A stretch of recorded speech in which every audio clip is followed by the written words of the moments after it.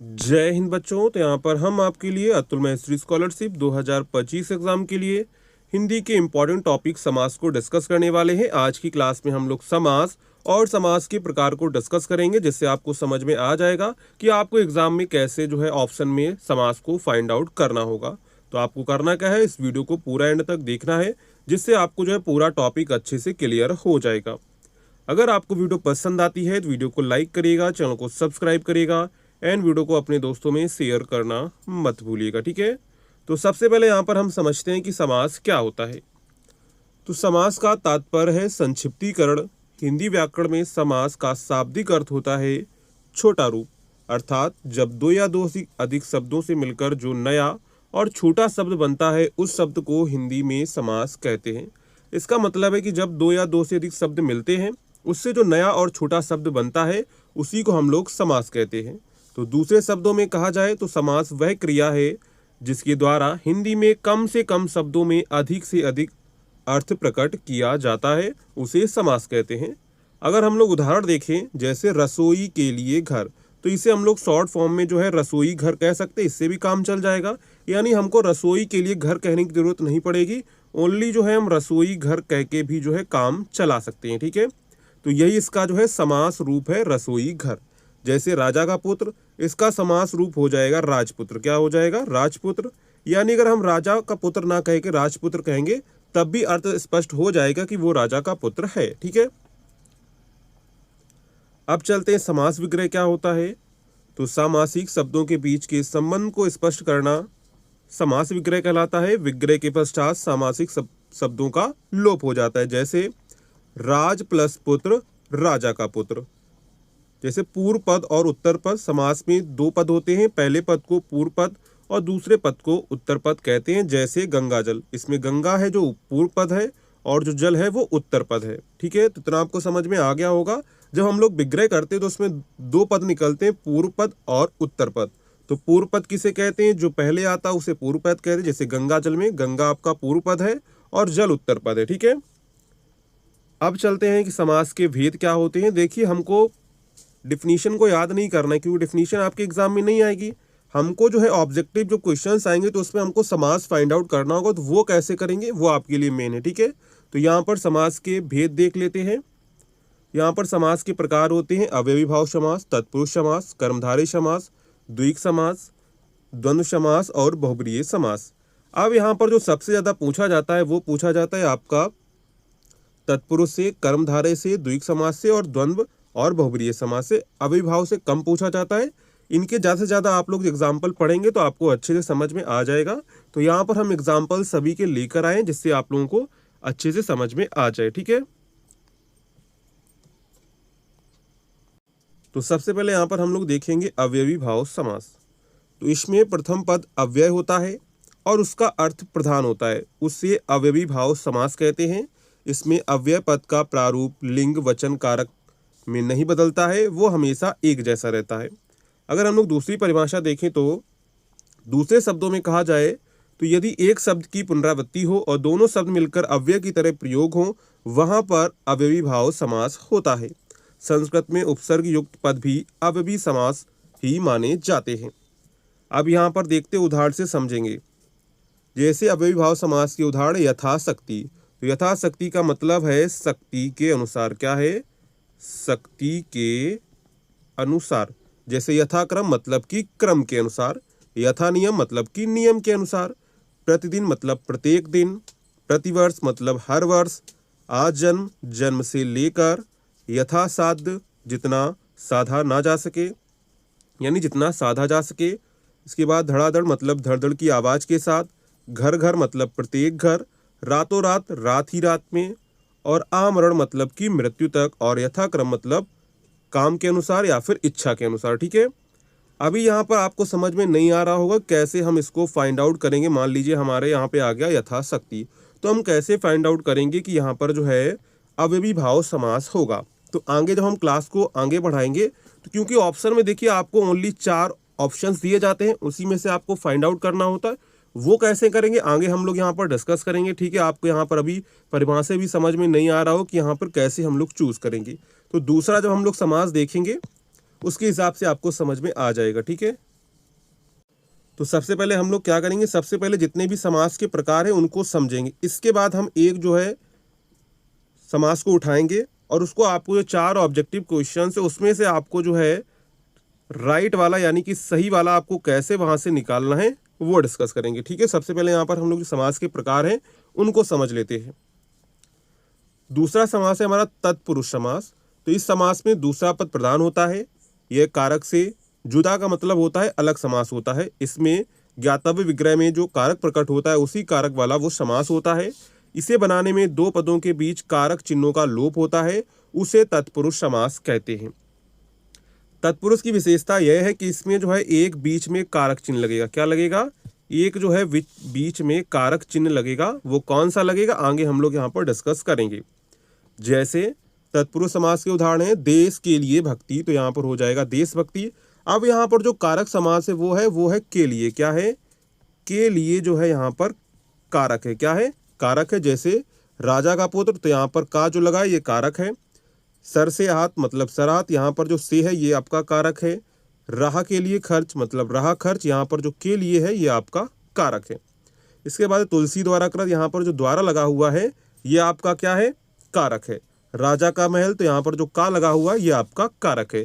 तो जहाँ पर कारक लगा होगा वहाँ पर आपको समझ में आ जाना चाहिए कि वहाँ पर आपका तत्पुरुष समास होगा। क्या होगा, वहाँ पर आपका जो है तत्पुरुष समास होगा। जैसे देशभक्ति आपका लिखा है, आपसे पूछा गया देशभक्ति में समास बताइए, तो आपको तुरंत दिमाग में जाना चाहिए देश के लिए भक्ति, यानी यहाँ पर कारक जो लगा है वो लगा है के लिए। क्या लगा है, के लिए लगा है।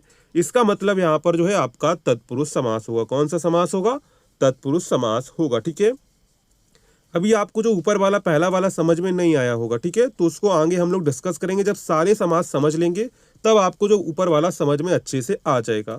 तो यहाँ पर आपको जो तत्पुरुष समास तो अच्छे समझ में आ गया होगा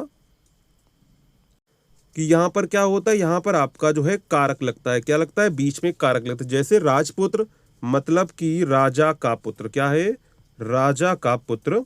तो यहाँ पर जो का है ये आपका कारक है। क्या है, ये आपका कारक है। जैसे तुलसीदास कृत यानी तुलसी द्वारा कृत। क्या है, तुलसी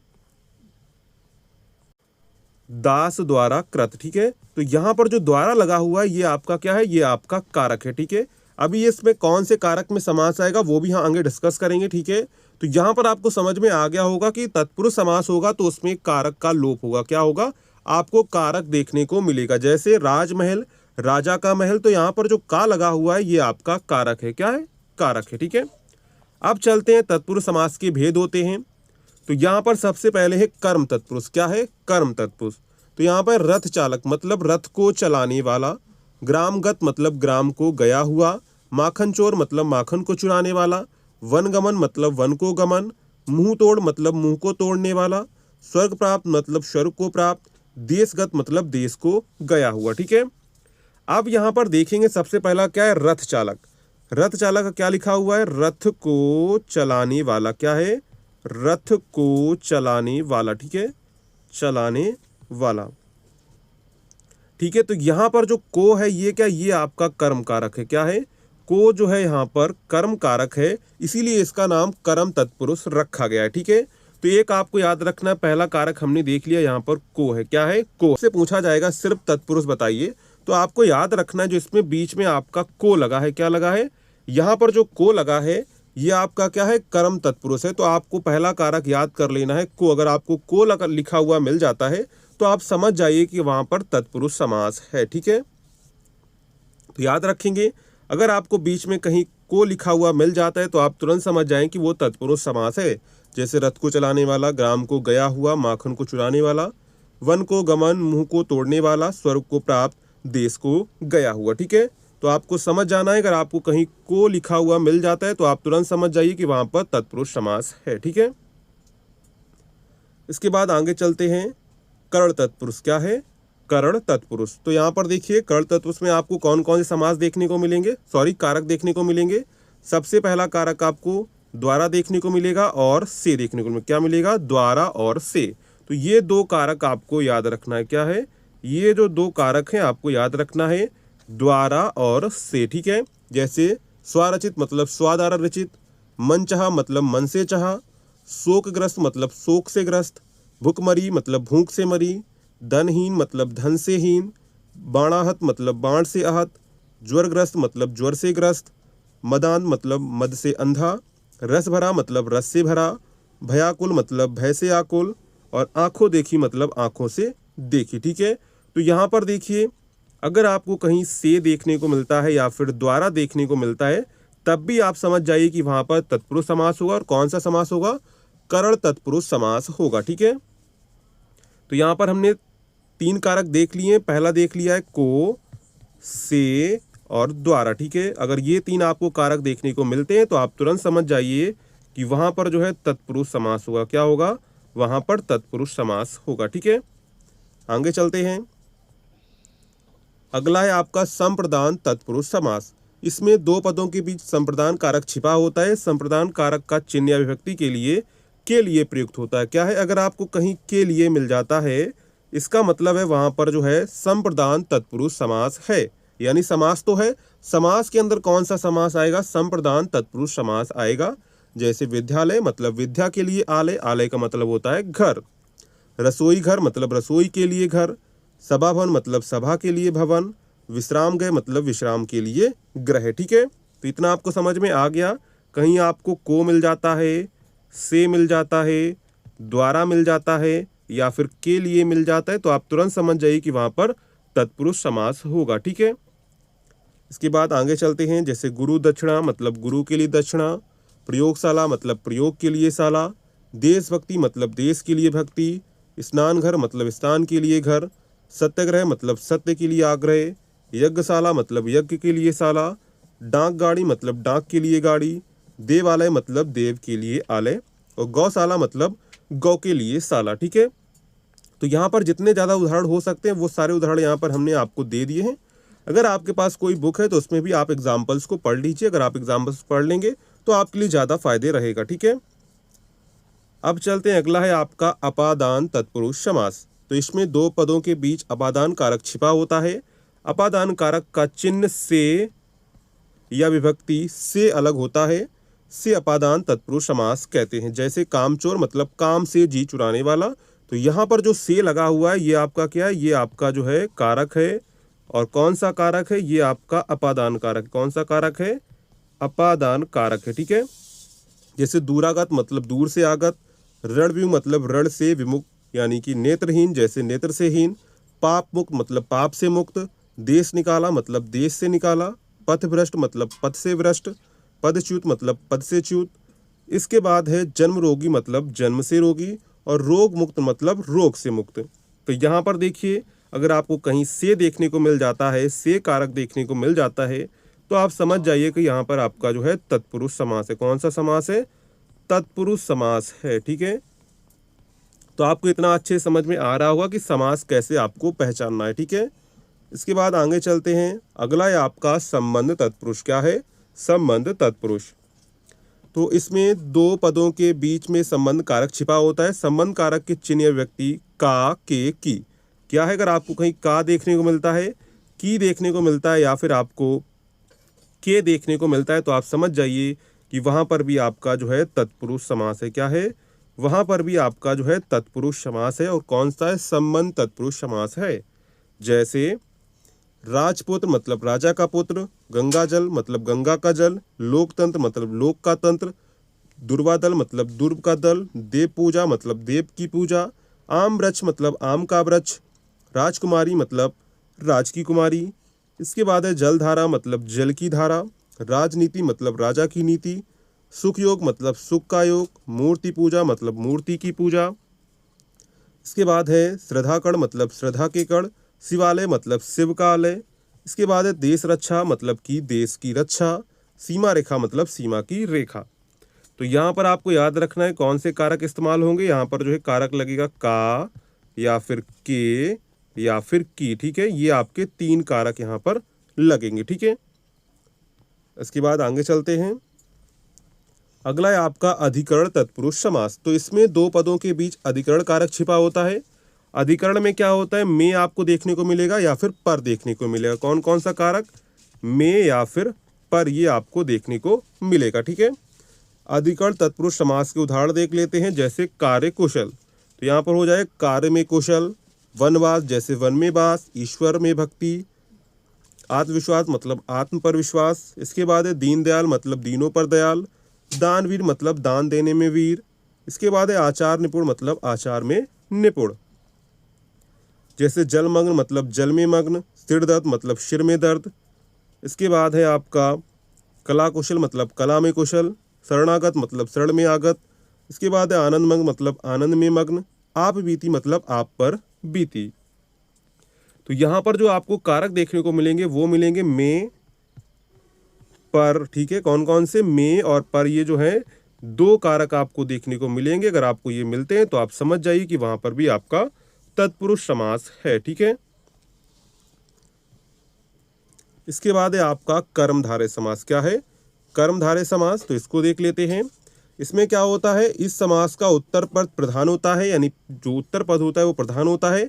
इस समास में क्या होता है, विशेषण विशेष और उपमेय उपमान से मिलकर बनते हैं, उसे कर्मधारय समास कहते हैं। इसमें क्या होता है, इसमें आपको जो विशेषण विशेष और उपमेय उपमान देखने को मिलते हैं। जैसे उदाहरण से समझते हैं, जैसे चरण कमल, तो कमल के समान चरण। इसका मतलब क्या है, इसमें जो चरणों की तुलना है वो किससे की जा रही है? चरणों की जो तुलना है वो कमल से की जा रही है। किससे की जा रही है? कमल से की जा रही। जैसे नील गगन मतलब नीला है गगन, तो यहाँ पर गगन की विशेषता बताई जा रही है कि वहां पर ये गगन जो है नीला है। जैसे चंद्रमुख मतलब कि मुख जो है चंद्रमा के समान है।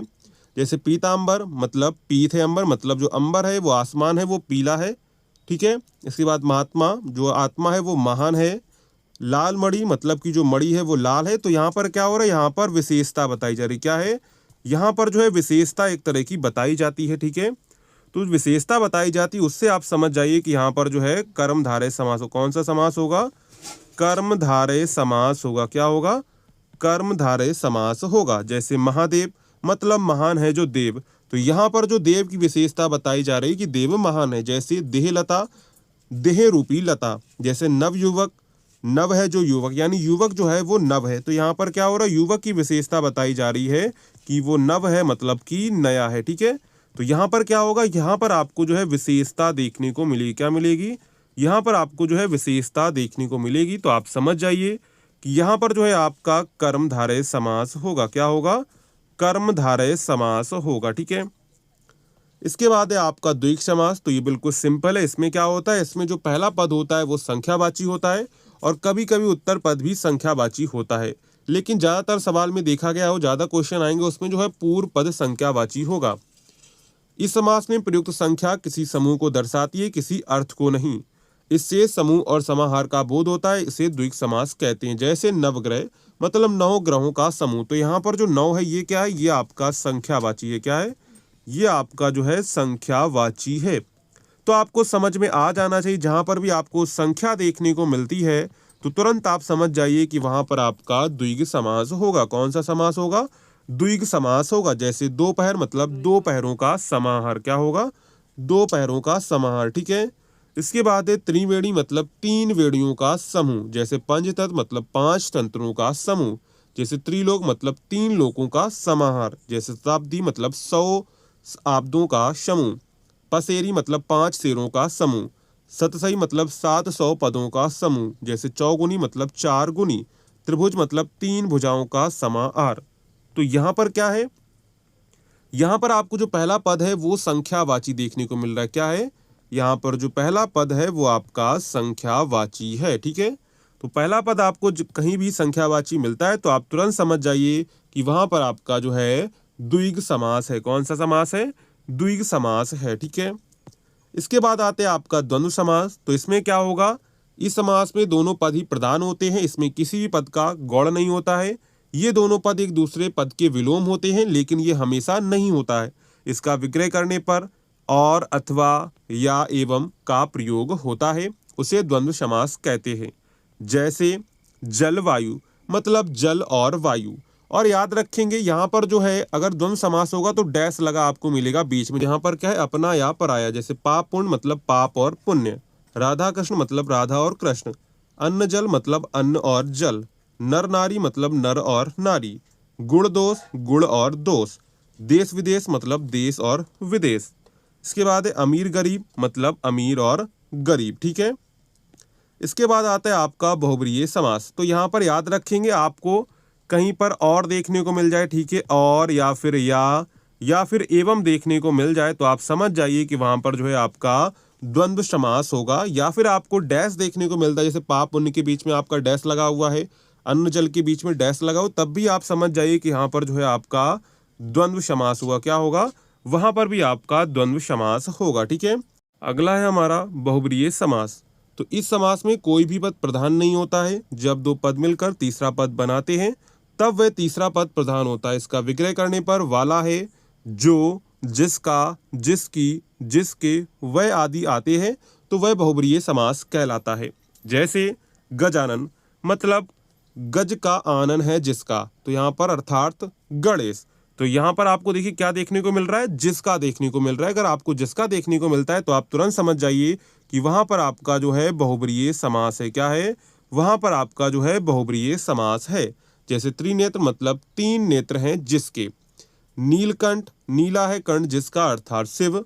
लंबोदर, लंबा है उदर जिसका, अर्थात गणेश। दशानन, दस है आनंद जिसके, अर्थात रावण।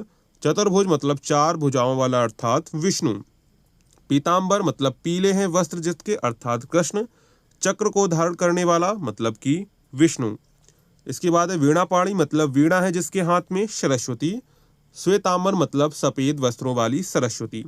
तो यहाँ पर जो आपको शब्द बताए हमने वो आपको याद रखना है, जो, जिसका, जिसके, वह।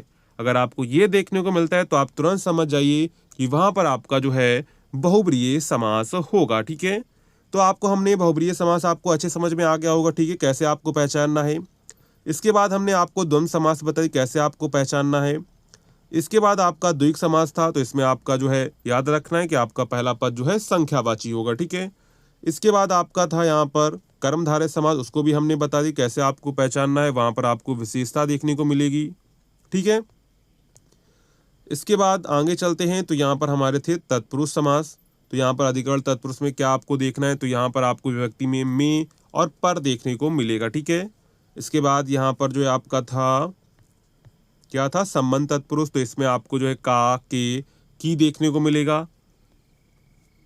इसके बाद आपका अपादान, तो यहाँ पर जो आपको से या फिर अलग देखने को मिलेगा, ठीक है। तो आप समझ जाएं कि वहां पर जो अपादान तत्पुरुष समास है।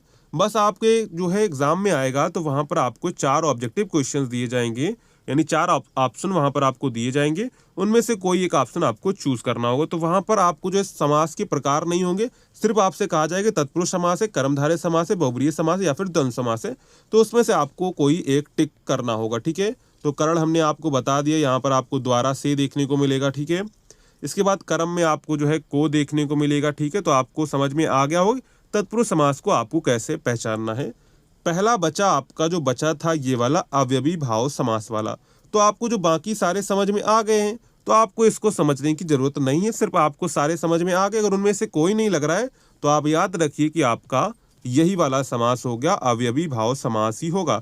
जब वहां पर बाकी वाले समास फिट नहीं होते हैं तो आप समझ जाइए कि यहाँ पर जो है आपका अवयवी भाव समास होगा, क्योंकि हमको एग्जाम में ओनली आंसर को सही करना है, हमको पूरा रटना नहीं है कि इसमें क्या कैसे हो। हमने आपको बता दी कैसे आपको ऑप्शन करेक्ट करना है। तो आपको क्या करना है, सबसे पहले आपको वहां पर 4 ऑप्शंस दिए जाएंगे, उनमें से आपको सभी को चूज करना है। जो बाकी अगर उसमें फिट नहीं हो रहे, मतलब जो आपको आते हैं कैसे आपको ढूंढना है, वो तरीके हमने आपको बता दिए। अगर वो तरीका फिट नहीं हो रहा है तो आप समझ जाइए कि वहां पर जो है आपका अवयवी भाव समास होगा। तो ये था पूरा आज का टॉपिक, समास आपको कैसे फाइंड आउट एग्जाम में करना है, ठीक है। अगर आपका फिर भी कोई डाउट है तो आप लोग कमेंट करके जरूर बताइएगा, जिससे हम आपका वो डाउट भी क्लियर कर सकें। तो चलिए मिलते हैं नेक्स्ट वीडियो में, तब तक के लिए जय हिंद बच्चों।